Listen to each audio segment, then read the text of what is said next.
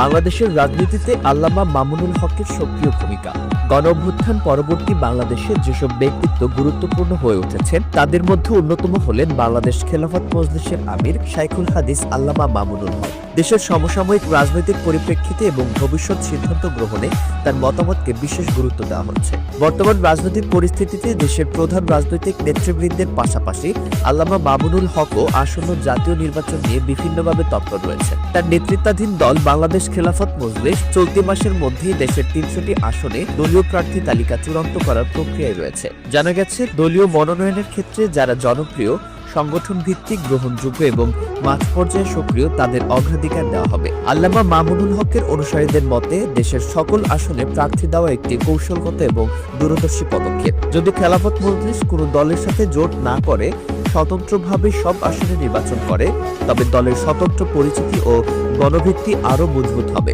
এতে ভবিষ্যতের রাজনৈতিক বাস্তবতায় মামুনুল হক একটি শক্ত অবস্থানে উঠে আসতে পারবে। এর আগে ইসলামপন্থী দলগুলোর মধ্যে ঐক্য গঠনের লক্ষ্যে সম্ভাব্য সকল প্রচেষ্টা চালানোর প্রতিশ্রুতি দেন তিনি। আল্লামা মামুনুল হক স্পষ্টভাবে জানান, বাংলাদেশ খেলাফত মজলিস এমন একটি ঐক্যবদ্ধ প্ল্যাটফর্ম গড়ে তুলতে চায় যেখানে মূলধারার ইসলামপন্থীরা একত্রে কাজ করতে পারবে। এই লক্ষ্যে দলীয়ভাবে ধারাবাহিক উদ্যোগ নেওয়া হচ্ছে।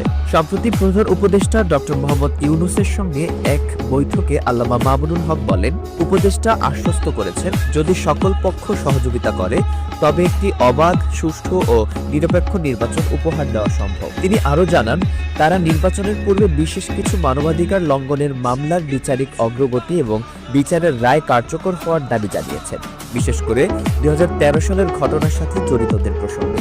এছাড়া প্রধান উপদেষ্টা আশ্বাস দেন, দেশের স্বার্থবিরোধী কোনো পদক্ষেপ যেমন করিডোর বা বন্দর ইস্যুতে নেওয়া হবে না। হেফাজতে ইসলামী নেতাকর্মীদের বিরুদ্ধে চলমান মামলাগুলো তিনি নিজে পর্যবেক্ষণ করবেন বলে প্রতিশ্রুতি দেন। নারী সংস্কার কমিশন সংক্রান্ত দলীয় আপত্তি বিবেচনায় নিয়ে তিনি জানান, কোনো ইসলাম বিরোধী ধারা রাখা হবে না। অন্যদিকে খেলাফত মজলিসের সাম্প্রতিক এক বৈঠকে দলটির মহাসচিব মাওলানা জালাল উদ্দিন আহমদ বলে, নির্বাচন অবশ্যই একটি নিরপেক্ষ অন্তর্বর্তীকালীন সরকারের অধীনে হতে হবে। সে নির্বাচনকে হতে হবে কারচুপি, বল প্রয়োগ এবং কালো টাকার প্রভাব মুক্ত।